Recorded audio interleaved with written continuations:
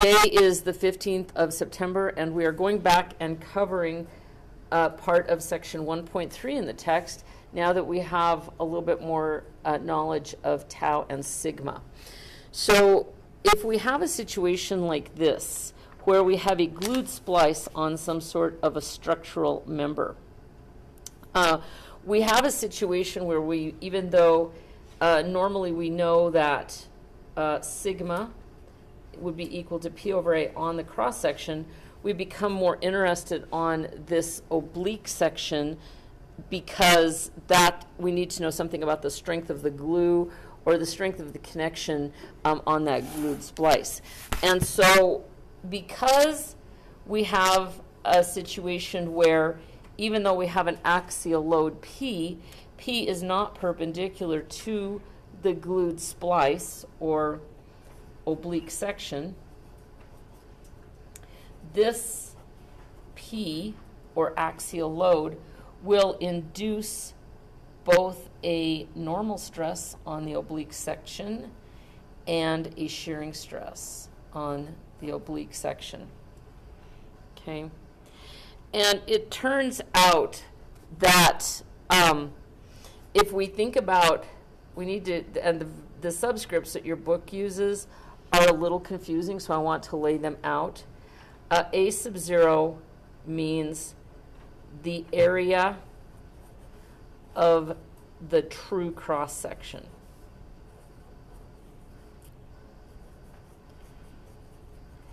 And A sub theta means at some angle is the area of not the true cross section, but the oblique section. In other words, here, that glued splice. And as you can see, the area of the oblique splice, or the oblique section, is going to be larger than the cross section, because you've basically kicked out, you still have the same dimension going back into the board, but instead of having a line straight up and down, you have this line that's kicked out from the oblique section, or from the cross section. So if we define this angle as being theta, that means that the angle here, maybe we should define this as being theta. I don't remember how they do that. Let me take a look. Where it approaches 0 as theta approaches 90. So we're going to call this one theta and this one 90 minus theta. Okay, so this angle is theta. What you can see is we actually have a right triangle relationship between the true cross section and the oblique section.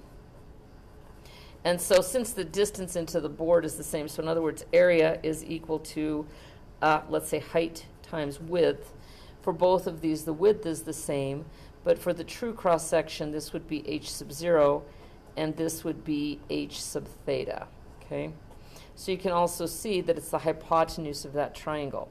So if we have this, we're talking about the sine of theta is equal to the opposite side, which is h of the cross section, h sub 0, over the hypotenuse, which is h sub theta, or h sub theta is equal to ho divided by the sine of theta.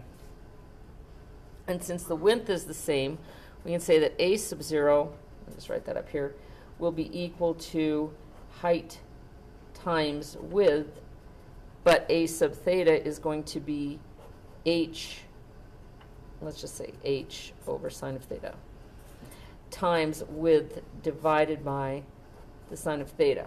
And since the sine of an angle is always less than or equal to 1, you can see that this number, if this is smaller than 1 in the denominator, then this is going to increase as that decreases. All right. So if we then can say, since sigma, if we think about rotating, kicking this out and just rotating it through some angle, sigma is equal to P over A. Sigma is going to be a maximum when A is a minimum. So sigma max is P over what we're calling A0, because that's the smallest that it can be. Everywhere else that area theta, or A sub theta is everywhere greater than A sub 0, which is just equal to P over A. Now, tau max is a little bit different. Tau max occurs, and there's a little math proof that you can go through this, 45 degrees from sigma max. Okay? And tau max then is equal to P over A theta, or V over A theta, but it's the same force in this case, which at P times the, sorry, we have to go back to this regular P, and we can see that we have that same relationship here. I'm going to redraw this because it's too complicated. Okay. We're talking about the value of P that goes like that. So here's P. If this angle is theta, parallel, parallel, this angle is also theta. So this P, the part that's going to cause a tau, is P times the cosine of theta. And then we can see that the other is going to be P times the sine of theta. So when we talk about this, we got P times the cosine of theta over A divided by the sine of theta. That flips up to the top. So you get P times the cosine of theta times the sine of theta over A sub 0. And I've sort of told you without proof that the max occurs at 45. You can do this. It's just taking the first derivative and setting it equal to 0. But you get P times the cosine of 45 degrees times the sine of 45 degrees over A sub 0 is equal to tau max. Okay?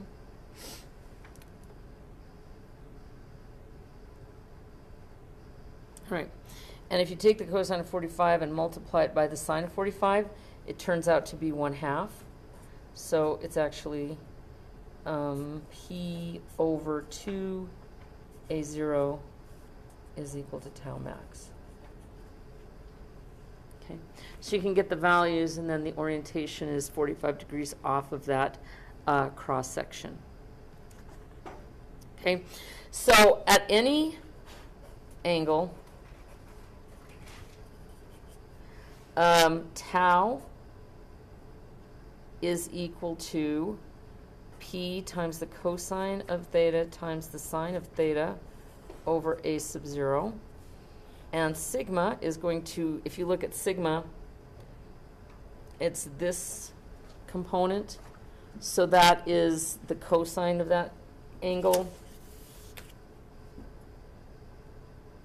Turns out to be P times the cosine squared of theta over A sub 0, not A theta. Okay. Yeah, because this is the adjacent. I've got the angle incorrect. You're going to have to give me just a second to make sure I've got my geometry correct here. This is going to be, yeah, see what I'm doing is I'm working with this as being theta, 90 minus theta. Let me just correct myself here just a second. So my area is A0 divided by the cosine of theta. I'm just trying to make this look exactly like what your book has. And that means that P for the V force, if this is theta, then this is theta, and this is 90 minus theta. Okay? So if I do it that way, then P sub V, this is my total force. This is my V force. That's opposite, so that's P times the sine of theta.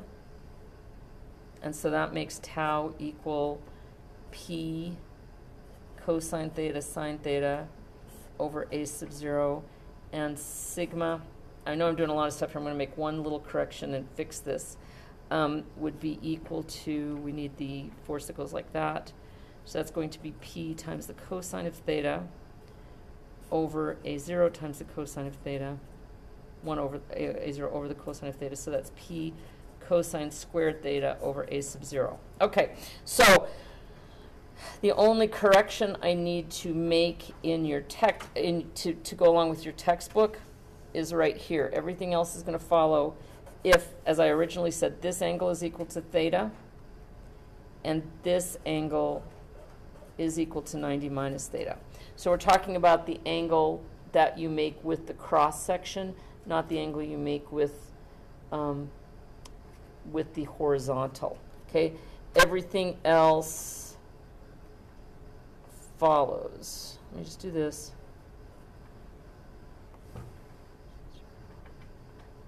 And this would be theta. H sub 0 is equal to h over the cosine of theta, and then everything else is correct. Yep. All right, so all my geometry is corrected there.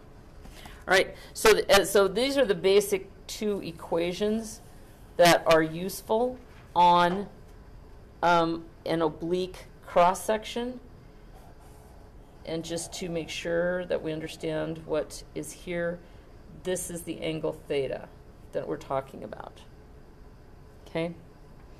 And then, of course, you would want to have tau max, which is P over 2 a sub 0, and sigma max, which is just P over a 0. And then you need to know that this occurs at 45 degrees off of the cross section. Okay? So when you have a glued splice, and you will have one, I'll give you a homework problem tonight, and then you have one on your quiz. These are the formulas that will step you through the process.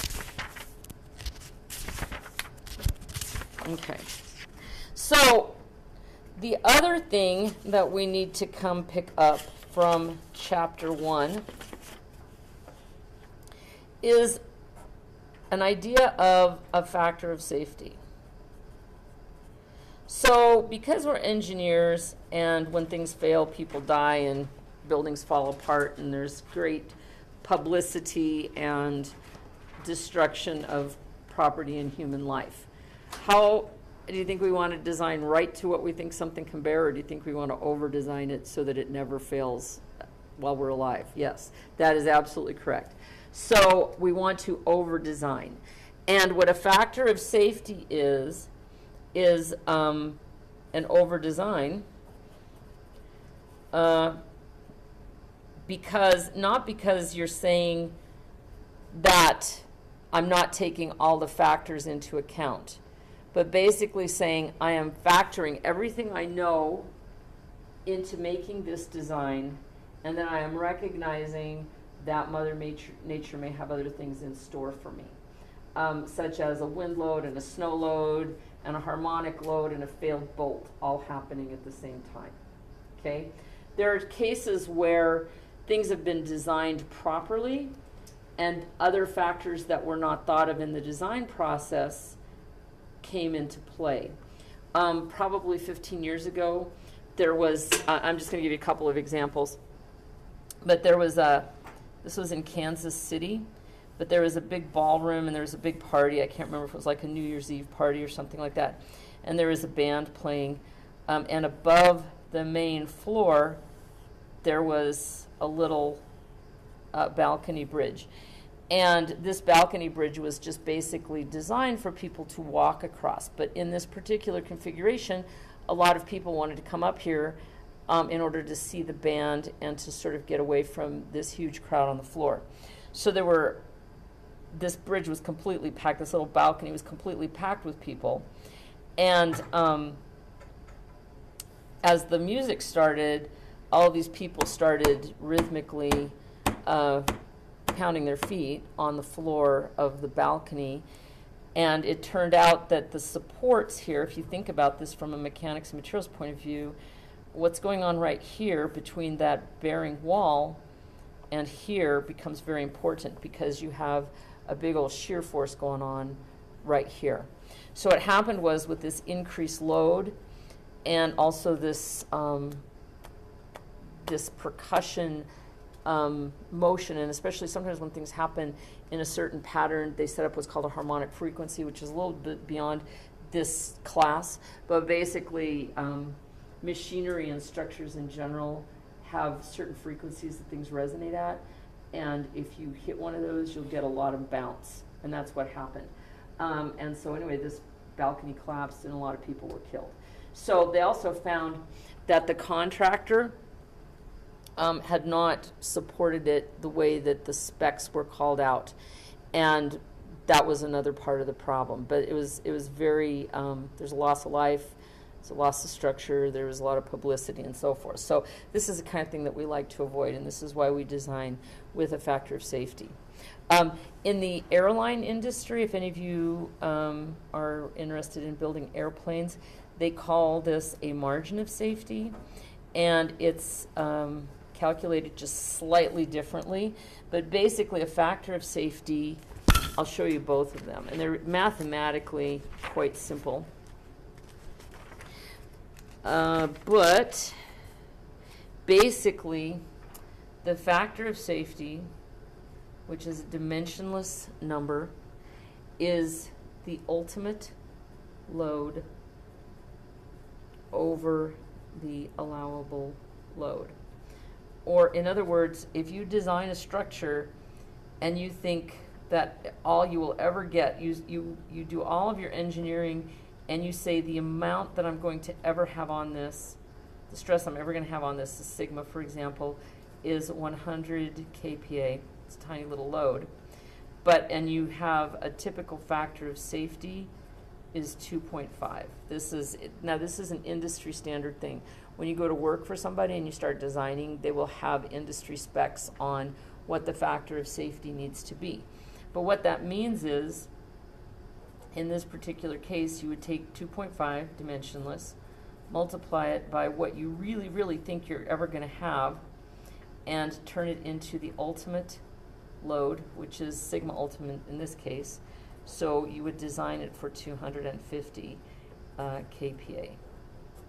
Right? When I say design, you'd want it big enough, you'd want it out of a strong enough material, and you want all of your connectors and fasteners to be able to withstand 250 kPa in sigma. Now, in the airline industry, it's the same idea, but the margin of safety is actually equal to the factor of safety minus 1. So, in other words, the margin of safety for this would be 150 kPa. So if you have one or the other, you can design it. But the margin of safety is really talking about a margin. It's saying 100 is how much I need, 150 is how much extra I need. So it's just a little bit different way of looking at the same quantity.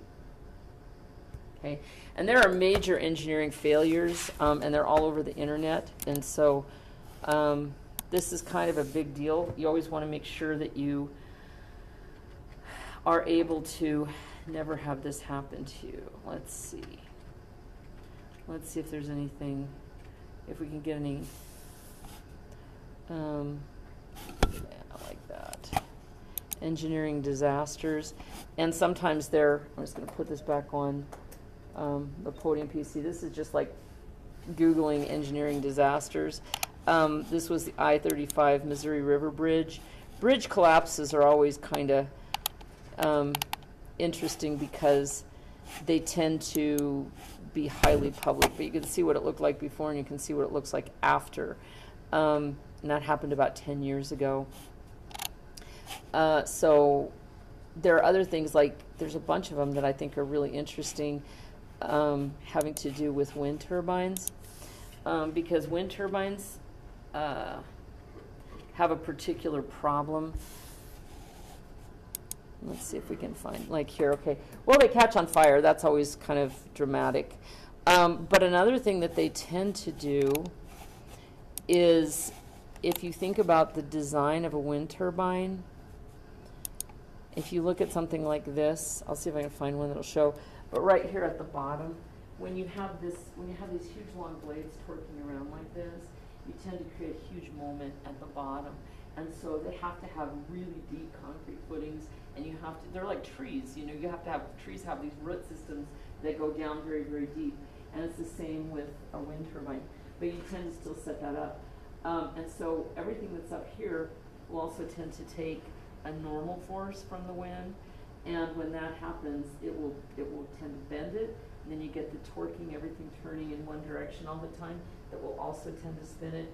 And so the place where the wind turbine goes into the ground is a very, very important structural consideration. So they'll tend to fail, and there's some, I wish I could find, like this, that's great, isn't it? Collapse of this wind turbine. This is a very famous picture, but you can see, and this happened in Germany, but you can see what happened.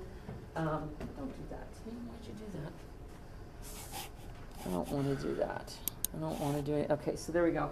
So what basically happens, it looks to me like, first of all, we had this failure, and anytime something happens, like it looks like there's a little failure here, I don't know which came first, but basically I think they beefed it up right where it went into the ground, and this is probably right where they quit beefing it up. Maybe they filled it with concrete or something, and this is probably just above where they quit filling it with concrete, or where they went to a lower grade material, because I think, well, all the stress is going to be right here, and so they thought they were designing it properly, and apparently not. So these kind of things happen all the time. Sometimes the blades will come off.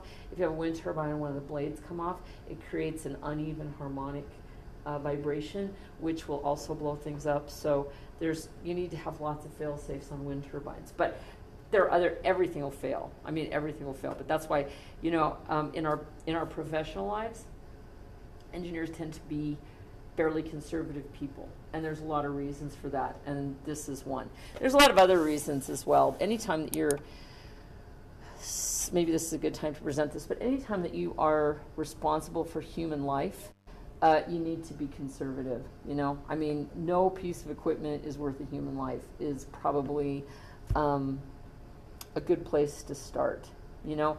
If something does, and this is very odious, this is hard to think about, sometimes if a particular apparatus or mechanical device can save a lot of lives, sometimes you weigh that in the balance and you do a numbers game on it. That's a really tough ethical thing to do. I'm not going to give you any advice on that, except for I always come down on the side of preserving human life. But the charge of being an engineer, and I'll just write this down really briefly when we're talking about factors of safety. If you go through the process and you get your Bachelor of Science in Engineering degree, and then you go on and you take the Fundamentals of Engineering exam, which is the first step of licensure, and then you gain 4 years of experience in certain areas, and then you get some references and do an ethics check. You can take the PE exam, and then you can become a professional engineer. And a professional engineer is it's the green card in our profession. Not every engineer becomes a professional engineer, but if you become a professional engineer, it means that you can do work in responsible charge. So in other words, your opinion in a court of law is accepted as fact in matters of engineering, not in, like, you know, what you think about certain colors or people's, you know, moral status or whatever, but your opinion is accepted as fact in a court of law. And it's a contract. This is the kind of it's referred to as a social contract, meaning that, like, we have doctors who operate on us that we really don't understand what they're doing, but we recognize that they've been vetted through a system. You know, they've gone to medical school, they understand what they're doing, and they're going to keep us alive and make us better. It's the same thing with engineering. It's a little bit more hidden, but it's the same idea. So the mission of being a professional engineer is not to design bigger and better things or to make buckets of money, although you can do those things along the way, but it is to protect the health, safety, and welfare of the public. So this is really the lens that you need to view everything that you do as a professional engineer through. Okay. And so that's, to me, that's integrally tied into this idea of a factor of safety. You know, if somebody pushes you to do something quicker, you know, everybody wants things. There's three things that everybody wants. They want their designs to be good. They want them to be cheap. And fast. You really can't have all three. You know, it's really, you have to choose one or two sometimes. And if you ever have a boss or a client that pushes you to do something unethically, it's really your responsibility to say no. The buck really has to stop with you. So, so those are things to think about as you continue through your profession. Right now, it's all about making sure you can do the problems correctly, but later on, and you will, you know, you will probably encounter some situations like this. And there's some very, very famous situations. For example, a few years ago when we had what was inaccurately called the oil spill in the Gulf of Mexico with the Deepwater Horizon rig and the BP Amoco stuff, there was there's a lot of documentation that BP supervisors pushed the Deepwater Horizon people to proceed in an unsafe manner. And obviously it worked out very poorly for everybody. So don't let yourself get into that situation. And especially if you're a PE, a lot of people don't want to become PEs. A lot of people will be engineers and never actually become registered because they don't want that level of responsibility. And I respect that. If you're not willing to take it on, you know, go to work for someone where you have a PE signing off on it for you. So that's a good thing as well. But all of you gentlemen are morally and ethically and academically and intellectually capable of becoming PEs. So if you're going to do it, just take the responsibility seriously. Right? It's like with so many other things. Being a good person is absolutely key. All right, so that's about factor of safety. Now you know everything you need to know about the factor of safety. And like I said, it's kind of like designing beyond the E. Don't let this happen to you. If you go beyond here, there'll be dragons. So we just don't want to have anything to do with that. The last little piece that I want to cover for you is section, well, I want to talk about two different things, but 211 talks about stress concentrations, and this can be discussed in a general way, including a concept in section 2.10, which is referred to as Saint-Venant's principle. What this means is if you apply a load to a structural member, if you pull on it like this, for example, we look at cross sections and what happens on the cross section or on some section. But in the immediate vicinity of where that load is applied, what you will see is sort of a distribution that looks like this. In other words, the middle part right here where the load is applied, the way I have it drawn, will be subjected to more of a point load than what's going on the ends. So Saint-Venant, this is something that you have to mathematically model, and once again, it's a little beyond our scope. But the basic rule for Saint-Venant's principle says that if this structural member has a transverse dimension of B, that if you go down from the point load B amount, at that cross section, you will no longer have this stress distribution that is uneven. So in other words, right at the point load, it may look like this. At half B, it may start to normalize a little bit and look like this. And by the time you get B distance down, the load will be pretty much average or straight across. So in other words, what Saint-Venant's principle says is that you need to get away from the point load some distance in order for sigma average to be a good representation of sigma. So the way that we compensate for this in our book, because we really don't have the tools to work with what's going on here, your authors will often put what they call a rigid end cap on the structural member. Or they will just ask you for something that's a little bit away from the ends. So a rigid end cap is code for the stress distribution is normalized by putting something rigid on it. So if you have a rigid end cap, you don't really have to worry about how far you are away from that point load. And it is sort of a mathematical fiction. It's just a way for us to get problems done in this class. So the only thing that you really need to know we don't really study anything about what's going on in this region where the stress distribution is not basically average. So, but this is why. So if it ever crosses your mind that that point load is going to do something odd in the immediate vicinity, the answer is yes, that's true. And the other answer is we're not going to study it. So this brings us into this idea of stress concentrations. If you have a perfectly homogeneous flat bar and you pull on it or push on it, this flat bar is going to distribute that load pretty evenly. But what happens if you change the geometry? For example, what happens if you put a hole in the flat bar? What do you suppose is going to happen in terms of the stress distribution? What do you think is going to happen right here? Yes, it's going to have a lot more stress. And there's a lot of different types of configurations that change the amount of stress. But this is referred to as a flat bar with a hole. And another type of a flat bar that we often subject to stress is called a flat bar with a fillet. This is referred to as a fillet, and I know it looks just like the word fillet, but it is pronounced fillet.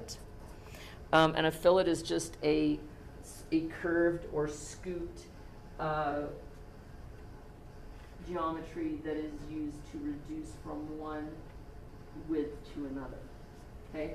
But you get stress concentrations based not only on this dimension and this dimension, but also the radius of that fillet, because they tend to approximate a circular sector. All right, so these are there are many, many types of configurations where stress concentration becomes an issue, but your authors just deal with these two, and they only deal with these two because they want to use it as an example for if you have a different kind of a flat bar or a different kind of a structural member at some point in the future, you need to take into account the stress concentration, okay? Both of these use charts, and as we know, P over A is equal to sigma. This would be an average. If we, on the other hand, look at this as being a stress concentration that we need to work in, we can say that sigma average is going to equal some concentration, which we call K, times, I got that backward. It should be sigma average times K is equal to sigma max. So the question then becomes how sigma average is just P over A, just calculate it the way we always have, but then we need to find the K, or the stress concentration factor. And in the case of a flat bar with a hole or a flat bar with a fillet, there are charts on page 118. And so what you can see here is what are the important geometries, what are the important dimensions that we need. If we have a flat bar with a hole, we need the distance from, in other words, the entire width of this bar. And we also need to know the radius of the hole. And then we need to know, it's actually D, which is D, little d, is equal to big D minus 2 times R, isn't it? So in other words, this is a half D and this is a half D. So what we're talking about with D is what this entire distance is, capital D, minus the diameter of the circle, which is 2 times R. So you go into this chart with a value of, you find these three things. You find R, little d, and capital D.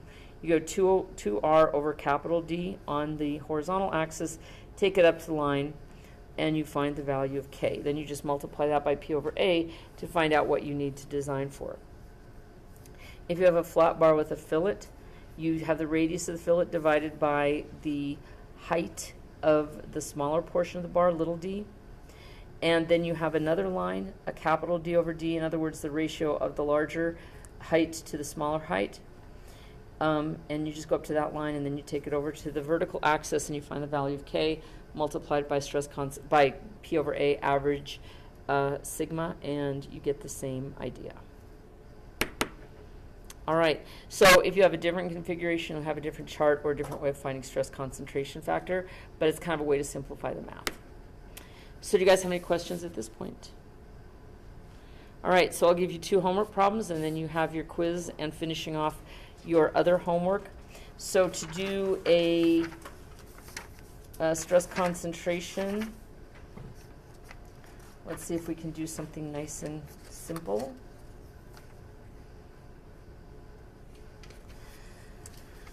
So here's a nice flat bar with a fillet, but I'm not going to even go that difficult. Let's just do problem 293. That will give you an idea, flat bar with a fillet. And then we need to go back to the glued splice.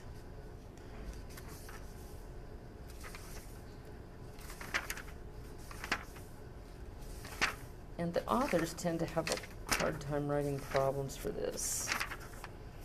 But let's go ahead and do 131, which is this, it's just oriented differently, but you see we have an angle. This angle is not with the cross section, so this is actually going to be 90 minus theta. And then we just need a little factor of safety problem. Or we may just, here we go.